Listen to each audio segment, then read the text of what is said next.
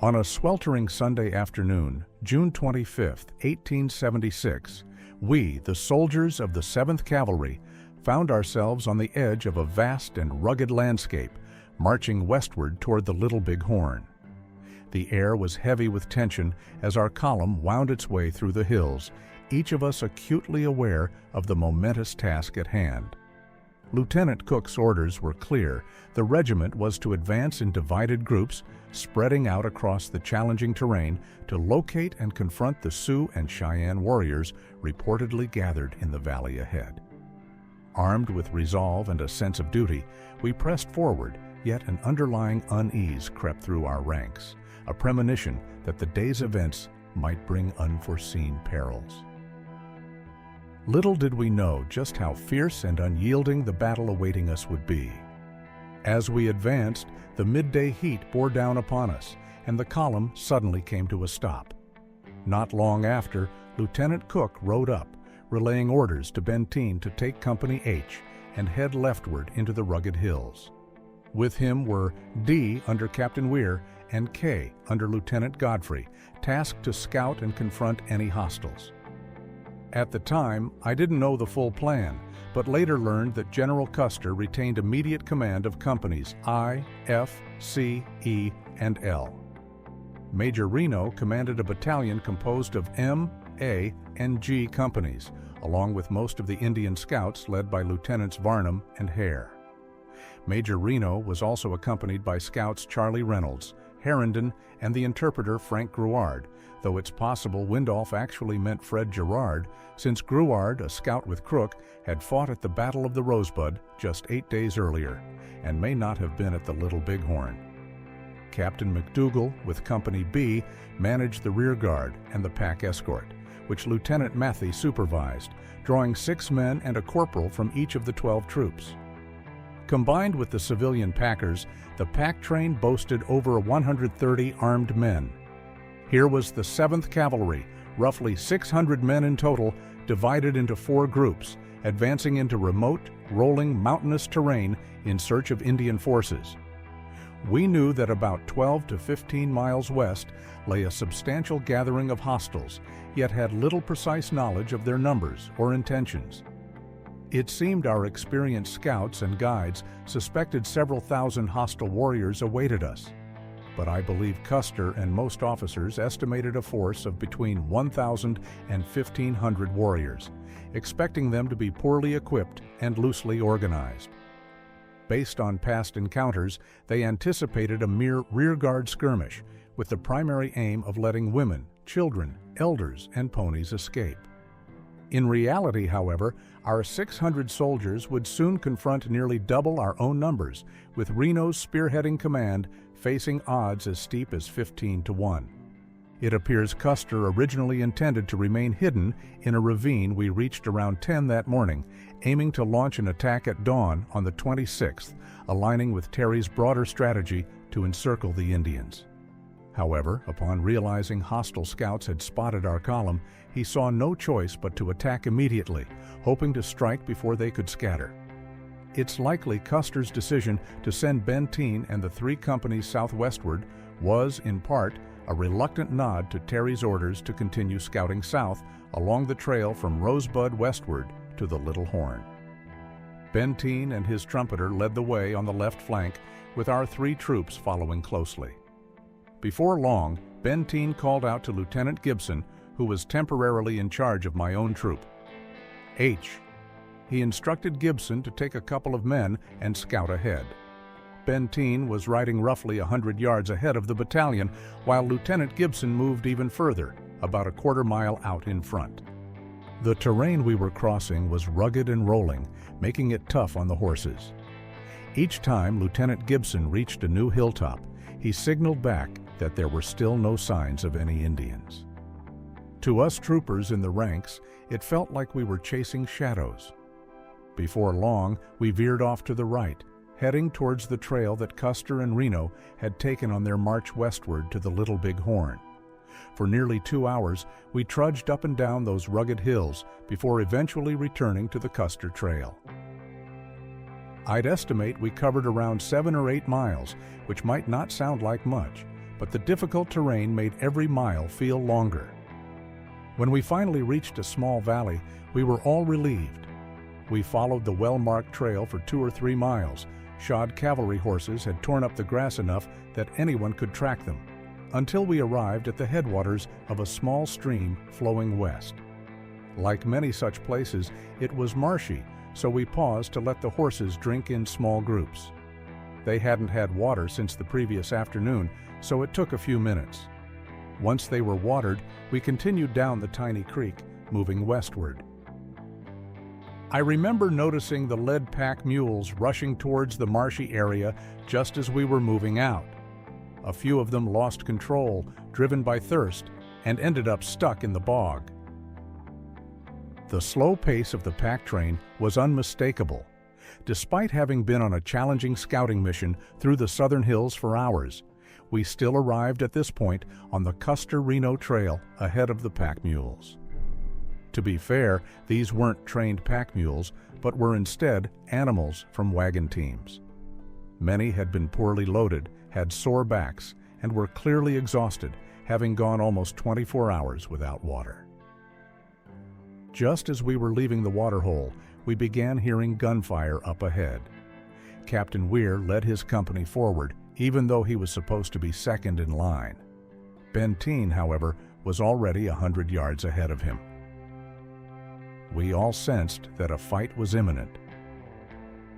Not long after leaving the swampy area, we came across a burning teepee. Known as the Lone Teepee, it marked the resting place of Old She-Bear, a Sioux warrior fatally wounded in the Battle of the Rosebud 8 days earlier. Custer's troops had set it aflame, and this had led to a tense moment between Custer and his scouts, with Custer reportedly threatening to make a woman of anyone who lagged, as recounted by Arikara scout Red Bear.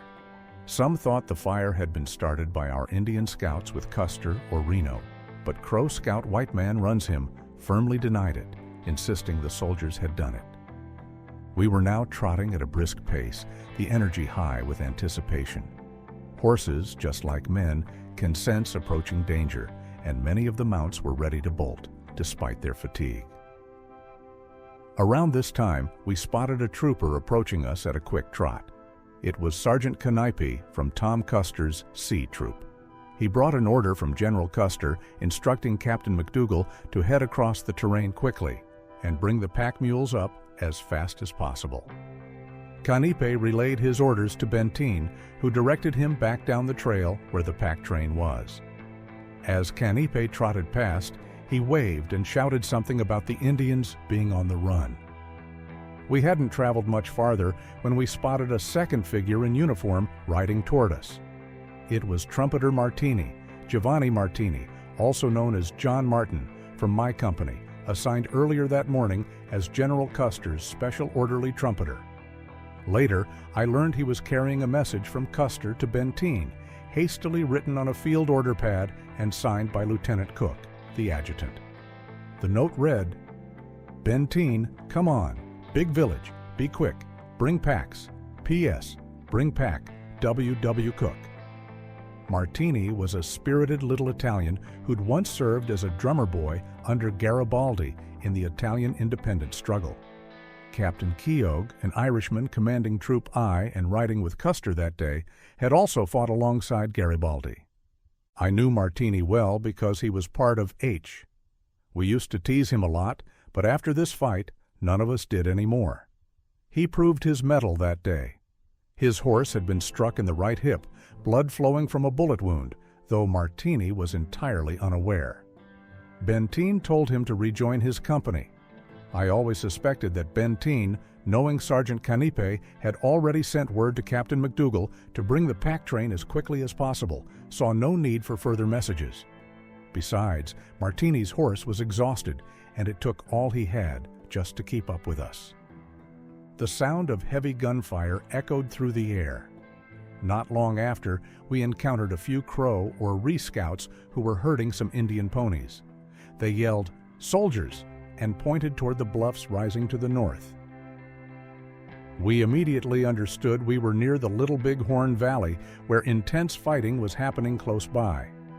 Benteen gave the command to draw our pistols, and we charged up the bluffs at a gallop, bracing ourselves to meet hostiles at any moment.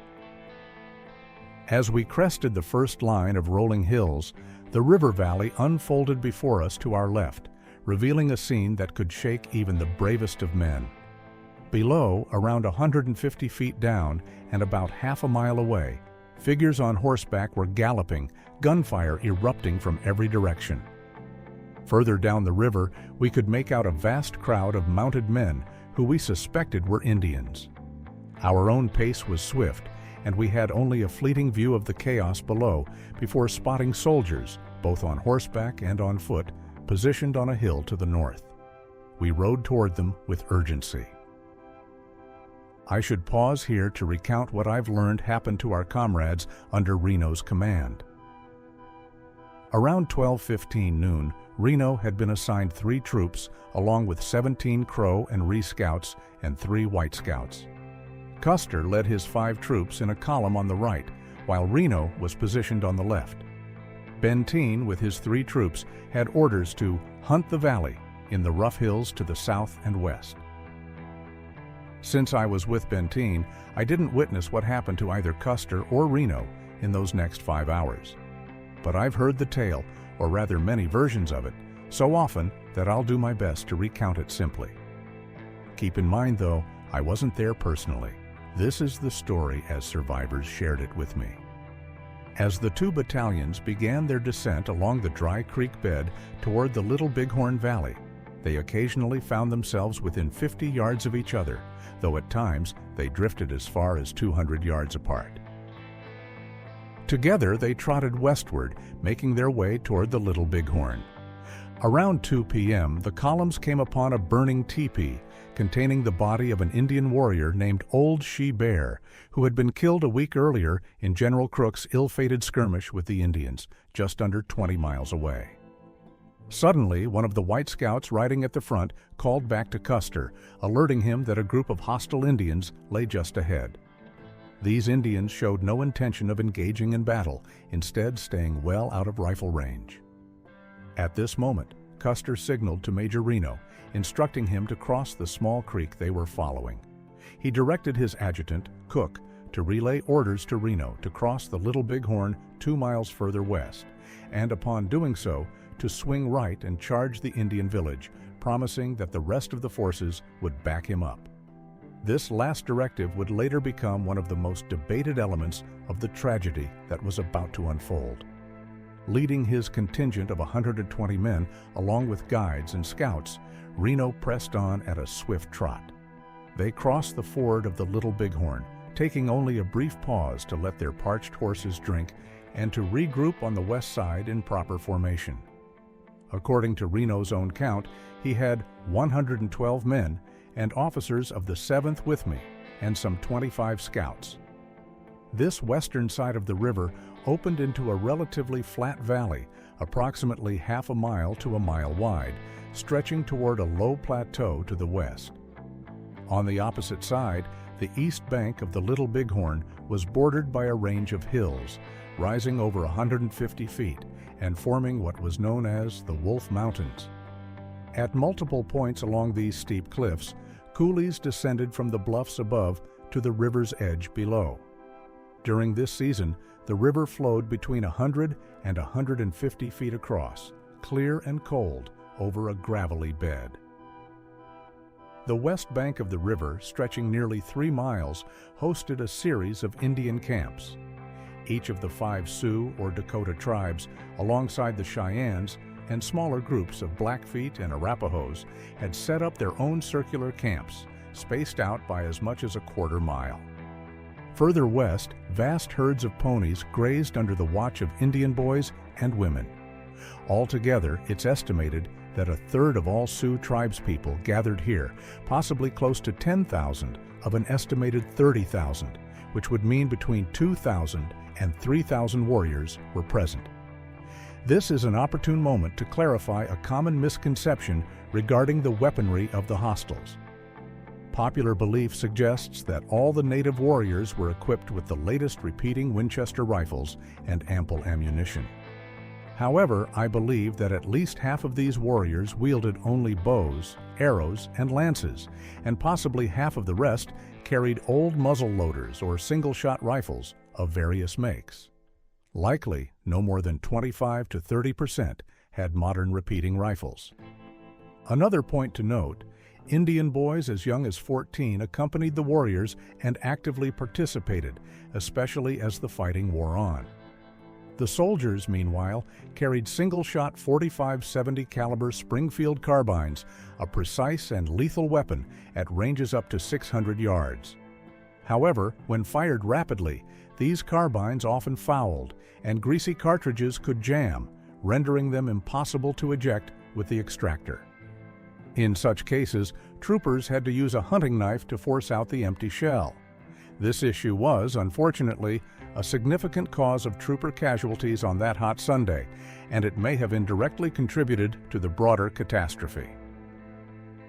Each trooper was equipped with the latest model of the 6-shot, single-action Colt Army pistol. The soldiers had been ordered to carry 100 rounds of rifle ammunition and 24 rounds of pistol ammunition, either on their person or stored in their saddlebags. As the troops dismounted, with every fourth man assigned as a horse holder, many of the horses became spooked and ran off, causing thousands of rounds of much-needed ammunition to be lost, especially for Custer's men. Returning to Reno's actions, he had crossed the river and arranged his troops in a column formation, 4 abreast, with the Indian scouts positioned on his left flank. Soon, Indian horsemen were spotted racing back and forth across the valley, and the southern edge of the Indian camps came into view. Reno then deployed his 3 troops and scouts into a skirmish line that likely stretched across the full width of the narrow valley. They soon encountered intense, though erratic gunfire from the Indians ahead, who were rapidly joined by hundreds of mounted warriors. During the skirmish, the horses of 3 troopers became uncontrollable, and they bolted directly toward the Indian lines. 2 of the men, G.H. Meyer and Roman Rutten, managed to turn their horses around, and despite being wounded, rejoined their comrades. Tragically, the 3rd trooper, G.E. Smith, continued straight into the Indian line, riding to his death. Seeing that his charge toward the Indian forces would likely end in catastrophe, Reno commanded his troops to dismount and prepare to fight on foot. Even before this order, numerous Indian warriors had already maneuvered southwest, pressing hard against the Crow and Ree scouts, forcing them to retreat. The situation grew grim for Reno, prompting him to order his skirmish lines to pull back toward a dense grove of cottonwood trees that followed a bend in the river and extended partway across the valley. The horses were led into the grove, while the thin line of soldiers held 3 sides of the position. With around 90 men, they were covering a line spanning 250 yards. Meanwhile, hundreds of mounted Indian warriors were closing in, half-circling the skirmish line, riding up close, firing from beneath their ponies' necks, and quickly retreating. Reno's men, now either firing from a prone position or using the bank of a dry creek bed as cover and support for their rifles, held their ground. In this repositioning, Sergeant O'Hara of Troop M was killed, the first soldier on the skirmish line to fall. Reno's location appeared somewhat defensible, leading some to believe that if he had pulled his men in and fortified his lines, he might have been able to hold out there for an extended period, at least as long as his ammunition held out. However, the intense yelling, relentless gunfire, thick smoke, swirling dust, and sheer fear clouded his judgment. Suddenly, Bloody Knife, Custer's favored scout, was shot through the head, splattering his brains over Reno. Shortly after, the Black Scout Dorman fell, followed by Charlie Reynolds, who was also struck fatally in the head. Realizing that their only chance lay in reaching high ground across the river, Reno shouted for his men to mount up in company formation. Amid the chaos and excitement, 2 troop commanders managed to get their men to mount and form a column of 4s. The 3rd troop, G, led by Lieutenant McIntosh, himself of partial Native American descent, and an adopted son of General McIntosh, was stationed in the woods and did not receive the orders until the other two troops, with Reno at the lead, were already racing upstream in search of a river crossing. By this point, order and discipline had entirely disintegrated.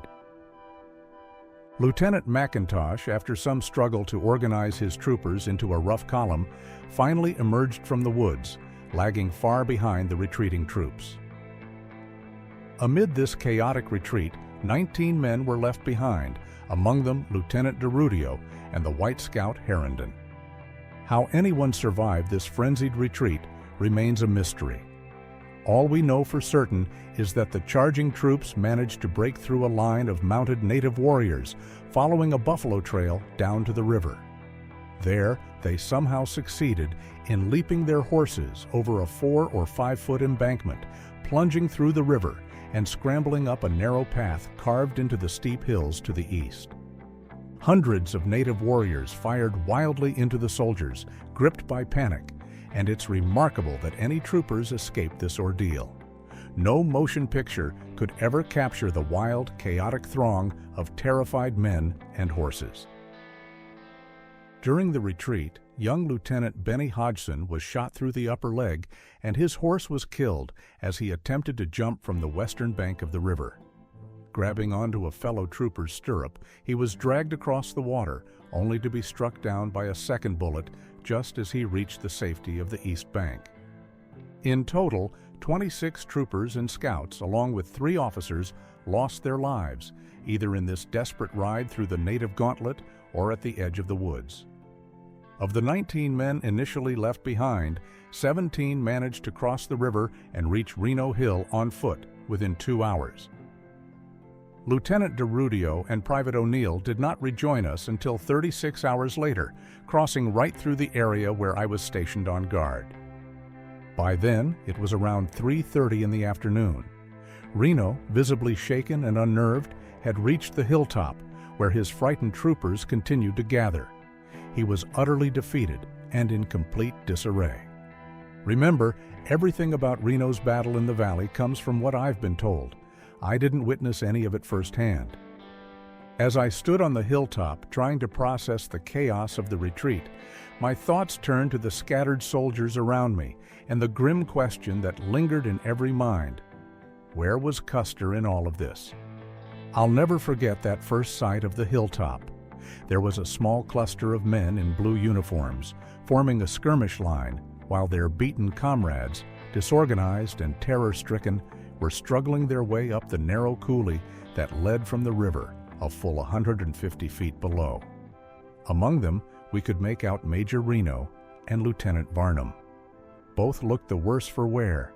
I believe they had lost their hats, now resorting to handkerchiefs tied around their heads to shield themselves from the relentless Montana sun. I remember seeing Lieutenant Varnum reach up to shake hands with Lieutenant Godfrey of K Troop, who was his regular company commander. I overheard Varnum say something about the rough fight they had endured and that they had taken a damn good licking. There was no point in pretending. The men on the hill from Reno down were thoroughly disorganized and visibly shaken. They had lost many of their men, and it was nothing short of God's grace and the fortunate bad aim of their enemies that had allowed them to make it across the river alive. Yet even now, their safety was uncertain. Hundreds of native warriors still occupied the valley below, roughly a half-mile from where we stood, firing at those soldiers who were still attempting to cross the river and join our small force on the hilltop. Each shot was a reminder of how close our fate had come. At this moment, Benteen, with his calm and capable presence, more or less took command. Major Reno had just endured an ordeal beyond words, and for now, he seemed relieved to let his junior officers step in and take charge. The hilltop felt like both a haven and a trap. We were surrounded by the vastness of the land and the uncertainty of what might come next. The question that hung in the air among the men was unavoidable. Where was Custer? Benteen quickly dismounted his 3 troops and directed us to form a skirmish line. Reno's men had nearly exhausted their ammunition, so we were instructed to share ours with them. Benteen's force of 120 men was still intact, and around 60 of Reno's men from the Valley fight remained with us. Barely able to stretch our legs after the long hours in the saddle, we were all asking, "Where's Custer?" Officers and soldiers alike were puzzling over the mystery. What had happened to Custer and his 5 companies? Trumpeter Martini, who had returned with the last message urging Benteen to advance quickly with the packs, informed us that Custer had ridden northward over the rolling hills east of the Little Big Horn. Some of Reno's men recounted with some excitement that they had spotted Captain Yates's troop with white horses on a bluff on our side of the river, possibly about a mile to the north. Others claimed they had glimpsed Custer and a couple of men surveying the scene from a hilltop. Martini estimated it was perhaps another mile downstream, northward from our position, where he had been instructed to relay his message to Benteen. It seemed that Custer was now much farther to the north, likely in the midst of fierce combat. But no one knew for sure. All we understood was that he and almost half the regiment had vanished. By fortune, we had arrived just in time to prevent what might have been total disaster for Reno. From our position on Reno Hill, spread out in a circular skirmish line, we could see the valley below. The scene was chaotic. Some of our soldiers were still being picked off by the encircling Indian forces. There were gunshots, clouds of dust, and fierce cries. Until suddenly, the majority of the Indians began riding swiftly downstream toward the north. Not long after, we started to hear intense gunfire from that direction. Reno, Benteen, and a few other officers held a quick conference. Then Lieutenant Hare, who had managed Reno's Indian scouts, suddenly mounted Godfrey's horse and rode south along our trail. After about 15 or 20 minutes, possibly closer to half an hour, he returned at a steady trot with several pack mules loaded with ammunition boxes. Soon, the rest of the dozen ammunition mules arrived, followed by the entire pack train. Now we had 24,000 rounds of rifle ammunition, provisions, and reinforcements, totaling at least 130 armed men. Aside from an occasional distant shot, the firing near us had stopped. The Indians seemed to have moved northward. We could hear the muffled sound of gunfire echoing through the hills and valleys from that direction. Custer had to be down there. By around 4:30, with the sun still fairly high, we troopers were left guessing about what was unfolding. Suddenly, I saw Captain Weir ride off north alone, and a minute later, Lieutenant Edgerly, second in command of D Troop, followed him with the whole unit. Just then, the pack mules were arriving, and speculation was running high among us. As I remember, Reno had 7 wounded men, some in quite severe condition. But in total, he now commanded around 310 effective soldiers, just a bit over half the regiment's original strength. Custer had approximately 220 men with him. In such conditions, estimating time is difficult, but in reflecting on it over the years, I'd say it was around 5 when Reno and Benteen gave the order for the entire group to move north, in the general direction where Captain Weir and D Troop had gone about half an hour earlier. Wounded soldiers who could ride were mounted on horses, while others had to be carried in blankets by 6 troopers on foot, making for a slow and grueling process. I've often thought most of the officers questioned the wisdom of this decision. We hadn't gone more than a mile when Weir's troop came into view. Far to the north, we could see what appeared to be clusters of mounted Indians, with plenty of gunfire echoing across the plains. Soon it became clear the Indian forces were indeed advancing towards us. We were stretched thinly across a wide area, with one troop positioned on a hill, another in a small valley, and a third further off. Meanwhile, the pack trains, the wounded, and the rear guard followed behind at a slow pace. Both Reno and Benteen sensed the impending danger and ordered a retreat. The leading troops dismounted to fight as skirmishers. The Indians pressed in hard, and only through sheer luck and the tenacious courage of Lieutenant Godfrey's troop, which fought determinedly on foot, did we avoid disaster. we managed to fall back to Reno's Hill, where Troop K held off the Indians long enough for the rest of us to reach the hilltop and make a final dash for safety. By now, it was probably around 6:30 in the afternoon, with roughly 3 hours of daylight remaining. Reno, with Benteen by his side offering advice, quickly organized the forces in anticipation of the next attack. In a slight depression at the center, horses and mules were staked out, and a small field hospital was set up. However, we couldn't shield the men or animals from the Indians firing from a hilltop to the east. One animal after another fell, and men were being hit. It was tough seeing all this unfold and being unable to do much about it. Our Troop H was stationed to the south in a perilous spot, right by the river, with higher ground looming behind us. We were just as defenseless against enemy fire as the injured men and animals around us. But, still unaware of the full danger we faced, we scrambled to build whatever makeshift barricades we could gather. We used pack saddles, boxes of hardtack, slabs of bacon, anything we could get our hands on. None of it was real protection, but it gave us a sense of security. We'd barely settled into our skirmish line, with H-men positioned about 20 feet apart, when the Indians nearly encircled us, and the fight truly began. There was no grand charge, but small groups of Indians crept as close as they dared, opening fire from behind bushes or little knolls. They used every trick in the book to draw our shots. Sometimes a naked warrior would suddenly leap up, and as soon as we took aim, he'd fling himself down. Other times, they'd flash a blanket or a headdress to lure us into firing. It wasn't long before we learned to resist. I often thought that if the Indians had coordinated a charge from all directions, they could have overwhelmed us. But they didn't. Each man fought his own way.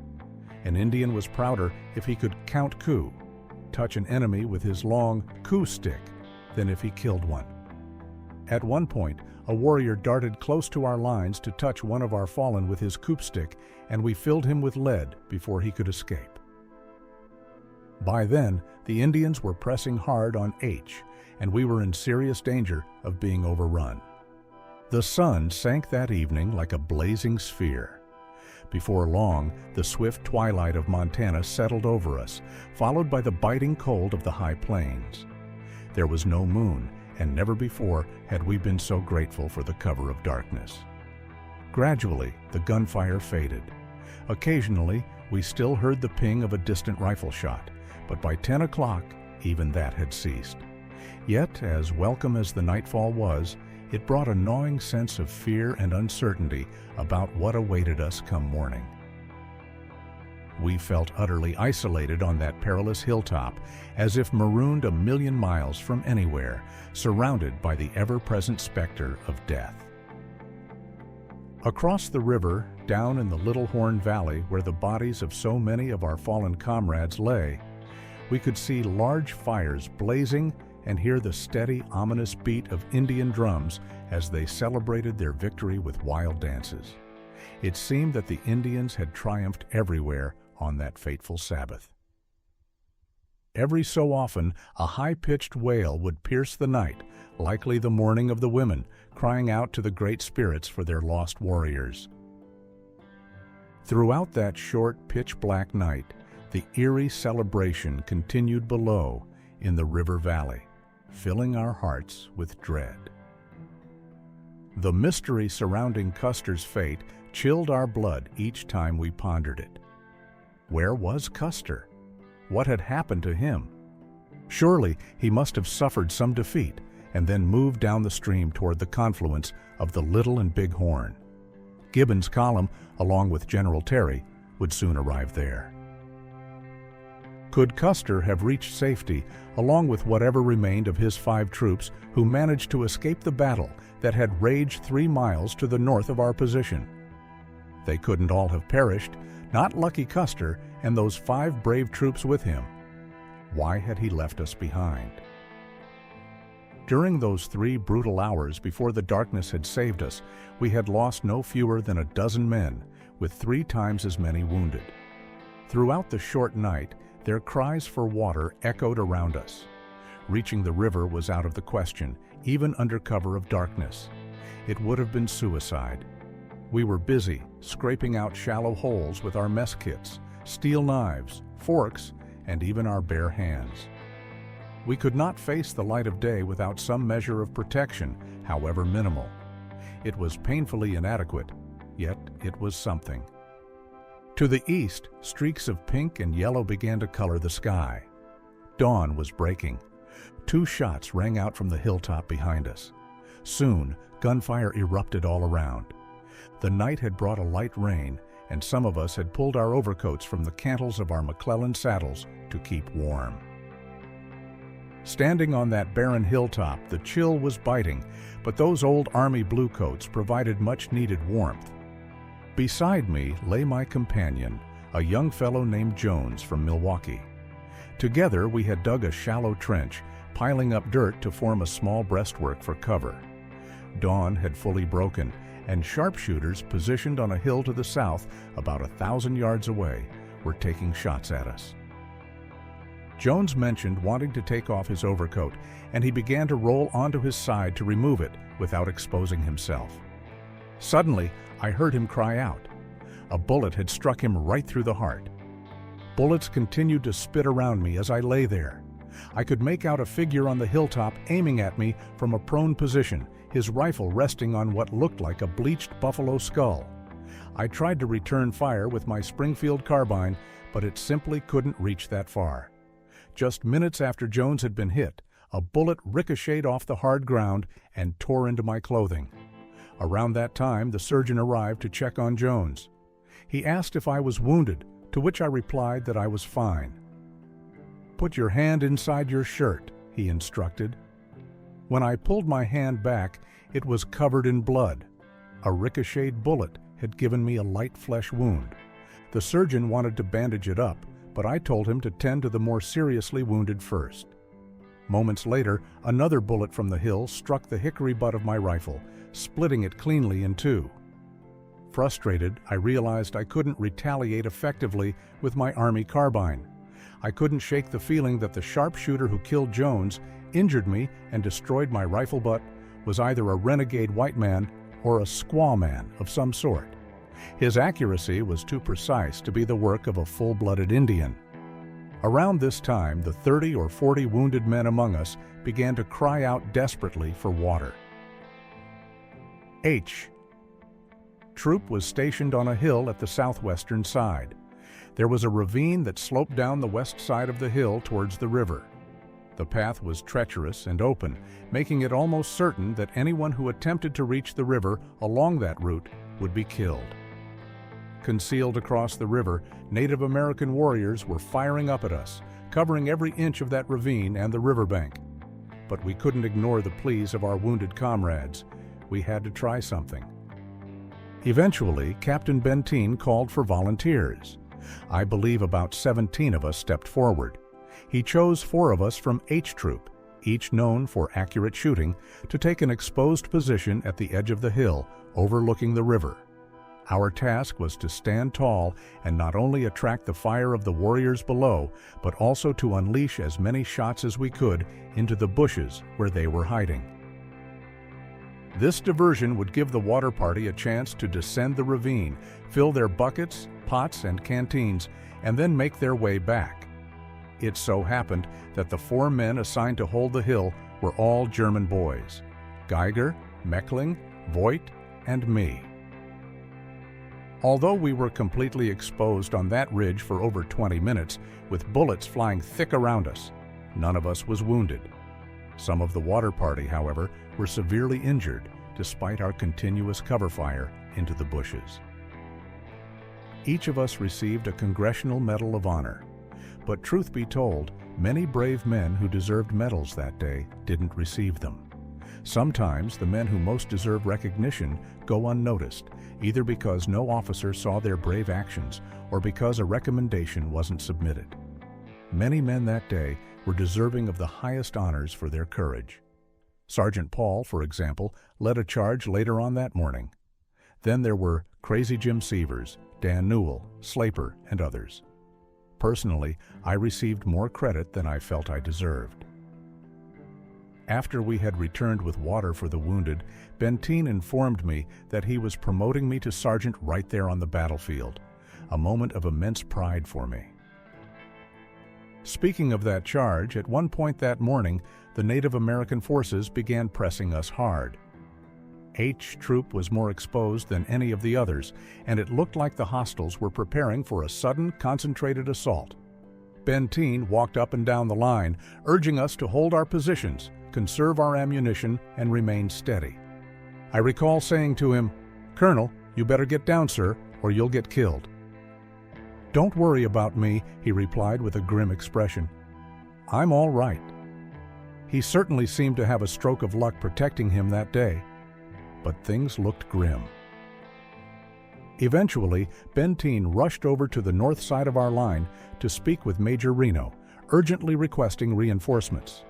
He warned Reno that the Indians were preparing to charge, and if they managed to overrun the line, the entire unit would be wiped out.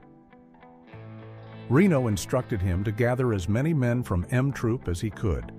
The sight of those men was a great relief to us. Not long after, Captain Benteen led the counterattack. With shouts and gunfire, we moved forward at a double-quick pace, and the Indians broke and scattered. After pushing them back 100 yards, we quickly returned to our positions. We settled back in, bracing ourselves for the incoming fire, with casualties among our men now occurring at intervals, and the horses and mules suffering terribly in the hollow where they were gathered. Around this time, Benteen called me over, put me at attention, and promoted me to sergeant. By then, H Troop had already lost a sergeant and 2 men, with 12 more wounded. I suppose it was early afternoon when the gunfire finally seemed to diminish. Occasionally, bullets still tore past us, but they became less frequent as time passed.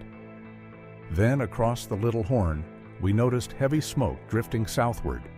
Soon it became apparent that the Indians were setting the grass on fire, which struck us as strange unless they were preparing to withdraw. With the gunfire nearly ceased, some of us left our trenches, gathering in small clusters along the brow of the hill. What happened next will stay with me as long as I live. The thick smoke lifted momentarily, revealing a sight below us, a vast procession of Indians on foot and horseback, accompanied by their pony herds, travois, dogs, pack animals, and all the belongings of an immense camp, all moving southward. It was like a scene from the Bible, reminiscent of the Israelites journeying into Egypt, a great tribe on the move. At first, we believed it might be a trick, that the Indians were merely moving their families to safety, and that their warriors would soon return to overwhelm us. We waited patiently in our small trenches as the long June afternoon crept by. The shooting had nearly stopped, the smoke in the valley had drifted away, and the last of the Indians had vanished. While guards remained vigilant, the rest of the men led the surviving horses down the steep paths to the river. It was their first drink since early afternoon the previous day. With care, we buried our dead in the shallow trenches we had initially dug for ourselves. Reno then commanded the entire camp to move as close to the river as possible. We wanted to distance ourselves from the unbearable stench. Now there was finally plenty of water for the wounded, and by evening, the company cooks prepared the best meal they could manage. At last, we had hot coffee, a good helping of bacon, and soaked hardtack. It was our first meal in 36 hours. As night fell, we were exhausted, yet while the guards kept watch, the rest of us drifted into a fitful sleep. Still, there was no word from Custer. A sense of dread began to settle over us, and we feared that some tragic fate might have befallen him. We could only imagine what that might be. As night fell over the hilltop, we lay exhausted, weary from hours of battle, and haunted by the silence that followed. The valley below, once echoing with the sounds of gunfire, now lay quiet under the cover of darkness. Beneath the somber Montana sky, we huddled close, haunted by thoughts of our fallen comrades, and the fate of General Custer remained a chilling mystery. With no news of his whereabouts, we could only hope that he and his men had found safety, though in our hearts we feared the worst. Surrounded by the stillness of the prairie, we were left with the sobering realization that the cost of this fight was more than any of us had anticipated, and yet, as dawn threatened to bring a new wave of conflict, we knew our duty was far from over. The relentless beat of distant drums echoed through the night, a reminder that survival here, on this unforgiving land, would come at a heavy price.